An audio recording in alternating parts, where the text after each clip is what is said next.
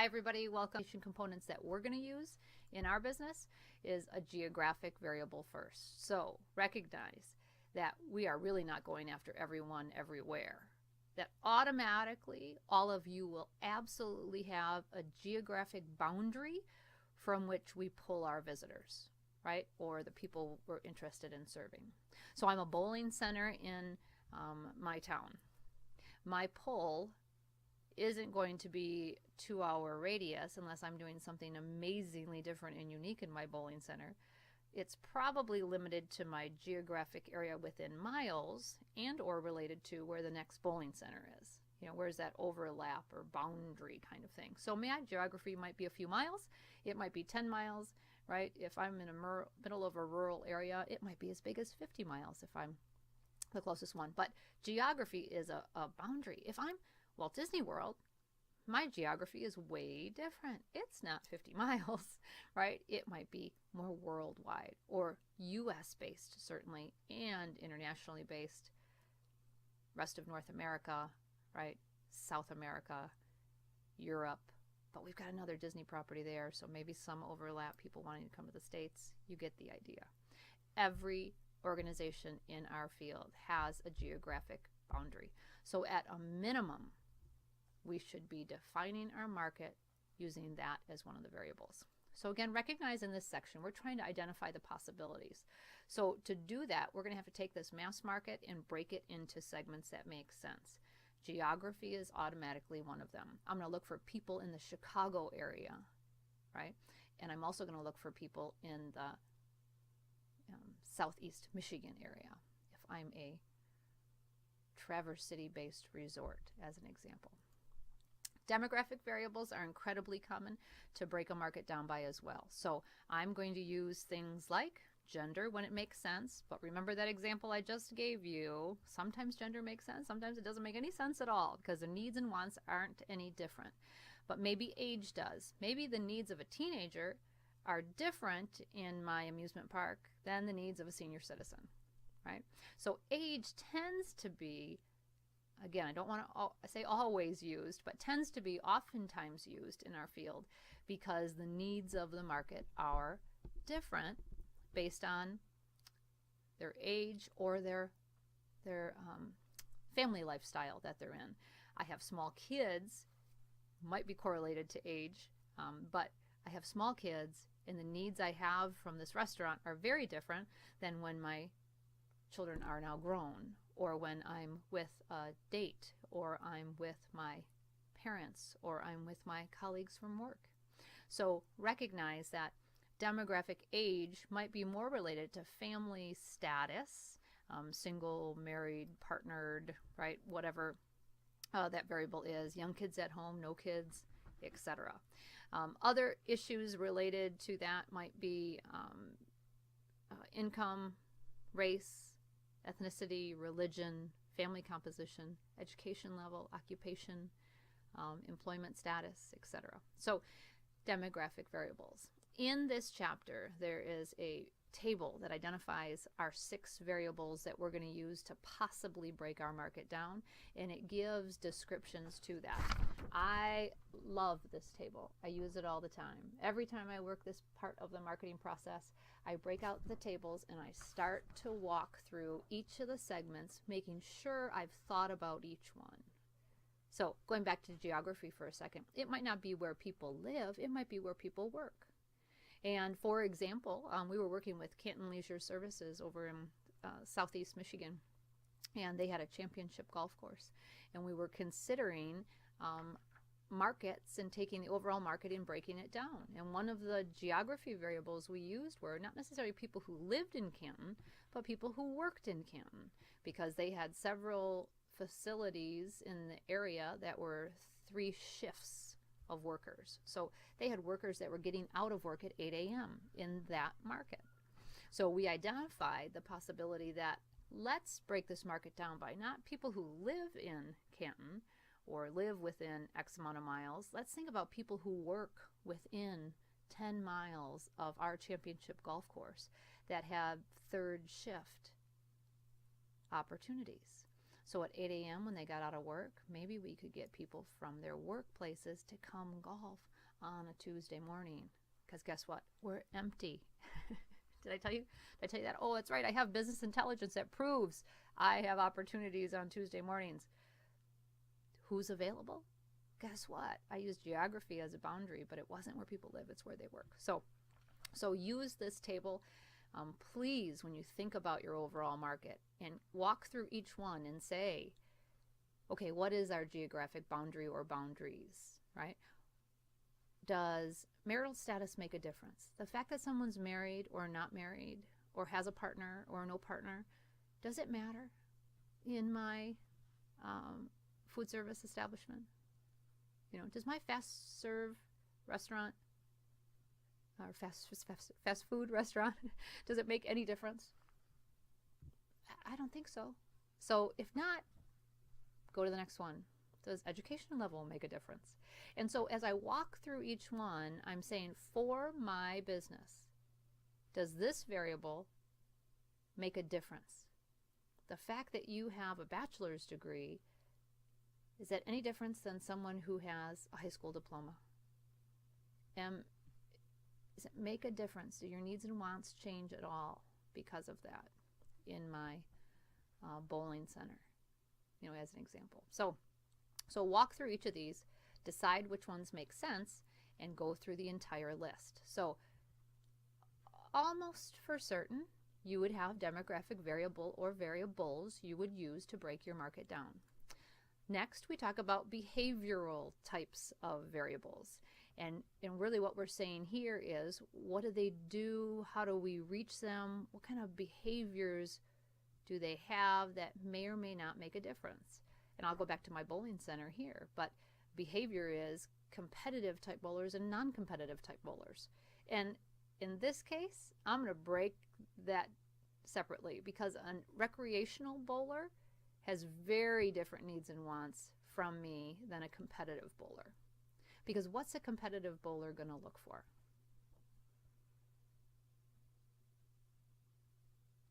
And some of you went, I don't know. I'm not a competitive bowler. I don't know any competitive bowlers. I don't know what they're looking for. That's why we have to do our homework. If we don't know, we just bias it and go, I don't know, and I'm not going to target them. That's going to be our wrong answer. We need to find out then, I don't know, what does a competitive bowler look for? What are they looking to have? So in this case, I'm going to learn quickly that the lane oil is incredibly important to a competitive bowler, and how I've taken care of the equipment and the lanes so they can, again, achieve a highest score possible and meet their competition needs, right? So a recreational bowler probably doesn't even know that we do that to our lanes, right? So their interest is the lighting, the sound, right? All the other kind of things that would make this, and their social needs, potentially met with a recreational component. The fact that we can bring up bumpers so the 6-year-old can bowl with the 35-year-old at the same time and have an experience together. That's what they're going to look for. So behavioral variables, we really need to understand our market and to see how they're different, and if indeed a behavioral variable is one we use to break our market down differently. Benefits-based, to me, in our industry is particularly exciting and important, because not everyone comes to us for the same reasons. And if I polled all of you right now and said, why would you be interested in my fitness center? You would not be surprised, because you're really sharp. You would know that people are in it for different reasons, right? Some of you, as I mentioned earlier, may want to reduce stress, right? I run so I reduce stress and I feel healthier and more vibrant, right? And stay focused and can handle the challenges of everyday life. Some people do that for that reason. Others run because they want to be healthier and have their 20 minutes of cardiovascular multiple times a week, so they have good heart health and will live longer, right? Some exercise and participate in a fitness center for socialization, to meet people, to engage, to be around, to talk. There's a whole group of people, not necessarily caring how healthy they are, not trying to reduce stress. They want to have fun, right? And they might be coming to our center for that reason. And then we know all the myriad of other reasons: body toning, fitting, sculpting, competitions, weightlifting, kinds of things, or body mass, losing weight, kinds of ideas. So whole bunch of benefits they're seeking out of our experience. Do you think it's pretty important we understand that? I know it's a rhetorical question. It absolutely is. But have we done that? Do we really know why our current visitors, our current employees come here? What motivates them? What are the benefits they're trying to get out of this, right?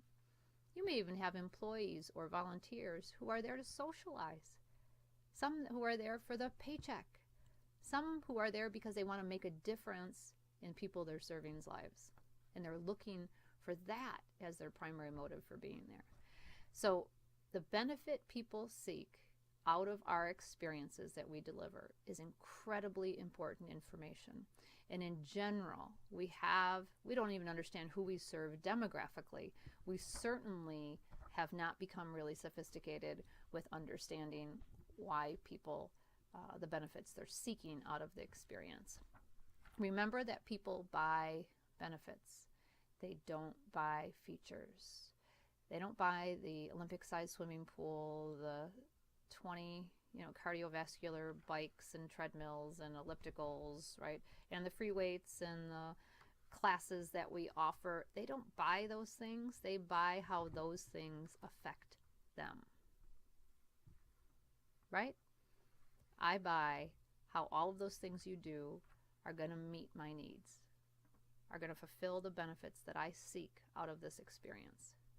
You have a traveler coming from out of town to your restaurant. What are they seeking out of this experience when they're a sole diner? Right? We've seen some great changes just in the last few years with meeting the needs of travelers who are traveling as transients, individuals. They don't have a group they're with. They don't have a convention they're with. They're there for, and a large percentage of them are transient type travelers. So I'm on my own and I'd like to have a nice dinner, but I feel awkward or odd going into a restaurant when they say, "Oh, just one today? All alone today?" Yeah, thanks. It's awkward enough, and now I even feel worse. But instead, we see really cool things, finally, for those travelers, like I call it communal living tables, where we have one big, huge table in our restaurant, and anybody who comes in who might be a solo traveler, right, or a visitor, could be welcomed there. And they could eat alone and quietly if they prefer, but they also could engage in conversation and meet people. So what a cool, cool development in the food service industry, because we started to better recognize the benefits people are seeking out of this experience. And instead of ignoring that need or want, we're targeting it now. Isn't that exciting? So lots of cool things, but recognize in our business, we need to think about the benefit people seek out of this experience. And that may or may not be related to the other variables that we've already identified. So on the worksheet again, you would think about what again, togetherness, individualness, socialization, fitness, what are all the things people are looking for? Next variable that we might want to consider is what we call psychographic variables. And we really say these are more lifestyle, value-based, personality-based, attitude-based kind of descriptions. It might be a family that is seeking, togetherness and engagement. Having worked in the resort business, I see some families that came to our resort that were wanting to do that, where they were doing all their activities together, whether it was a 6-year-old and a 12-year-old child and a parent, doing the activity together. And then I see some families at a resort setting who want to allow those individuals chances to grow individually and not just all together. So kids programs at resorts grew phenomenally over the last many years because there were opportunities for younger people to have their own type of experience in a resort setting. So the psychographic variable in that case might be families who come together but are looking to grow individually, or families that come together who are trying to do things collectively to grow that family unit that way. So recognize the more I know about my visitors and travelers in the psychographic area, the better I'm going to be. So in this area, we also talk about loyalty type status programs. In fact, I just read a research study today about camping and RV ownership. And one of the areas in a nationwide study on RV ownership that the industry hasn't done a really great job with are loyalty programs. These RV owners want and need a loyalty program, just like a hotel lodging property has loyalty programs in so many of the branded properties. These types of travelers in RVs want that from their accommodation site as well. So they have a high interest, high importance they're placing on it, and they put the industry here. We call that the importance performance analysis, right? We ask our visitors, our employees, etc., how important are these variables? And then we also say to them, how are we doing on those same variables? And then we compare them. And when the importance is here and their satisfaction with us is here, that is a gap we need to address. Those are opportunities for improvement instantly. Part of the primary research process that was in our Chapter 5 as well, called the importance performance analysis. I won't do a study about consumers. If I'm allowed to be involved in it, I'm not doing one without learning importance, because that's all about people's expectations. And then again, if I know their expectation and I know how they perceive us, I have an opportunity for information to help me make my decision about what I'm going to do. If conversely their expectation is here, the importance they place, and we're doing this, then that's great because I am exceeding their expectation. So I want to make sure I maintain that, right, in that case. Now, if their importance they place on it is really low and we're doing this, then we are doing way more than we need to. So I probably am not going to invest any more resources, but I can't take it away, because if I take it away, guess what happens? The importance people place on it will kind of go higher, because now it's like, hey, what happened to that water slide? It wasn't that important to me, but now that you took it away, it's now kind of more important. I don't know what's going on there. So all of those value kinds of things I could learn from the research we conduct about the people we serve or the employees. Wouldn't it be nice to know what your employees, how important they put the fact that we do a end of the year celebration party as a unit? How important is that to them? And then how do they think we did with it? But we don't ask our external customers, and we're not asking our internal customers, and I wish we would. Why do we not find out what's important to the people we serve and how we're doing? Importance performance analysis. Even though small tangent here, it completely relates to understanding psychographic variables, because it's helping us understand the values people have. We know in our industry in general, cleanliness is a big issue, kind of across the board.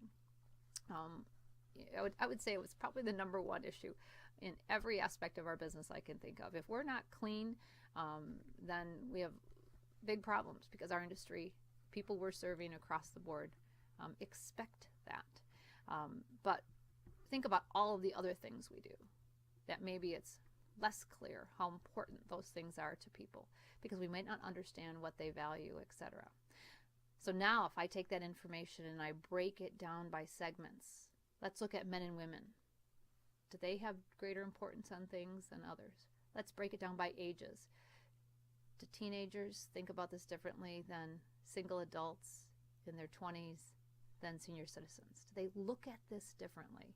So the more sophisticated we get with gathering data about who we're serving and who we're not serving, and breaking the information down across these variables, the better we're going to understand. We're not just one big mass market.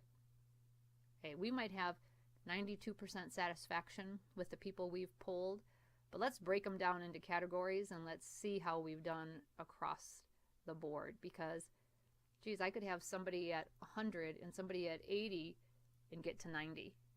So does that variance exist? when we look at it. So psychographic, value-based, really, really important, but we've got to ask the right questions to understand that information. And then finally, in our industry in particular, syncographic variables are really important too, to take this market and consider breaking them down by time available. Syncographic simply means, is time a factor that might describe this market differently?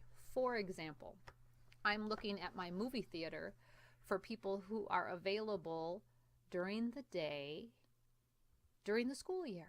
Because my number one most popular time in my business are holidays and summer breaks and weekends when people are not in school, right? Knowing that's my busiest time, I probably have a Thursday sitting here during the day that's wide open empty. So the target market I'm going after are people that are available during the day midweek. And in that case, it might be senior citizens. In that case, it might be, again, shift workers.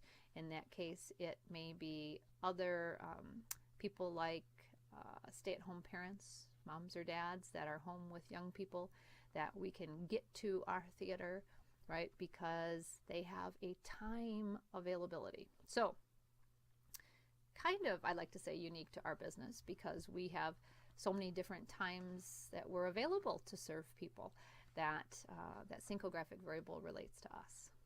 So having said that, recognize 6 different areas we want to take this mass market and consider each one to take that circle again and break down the market into slices of pie that make sense, because these are variables I may need to use, because if I break them down, it makes sense for my business because they are more alike than not better.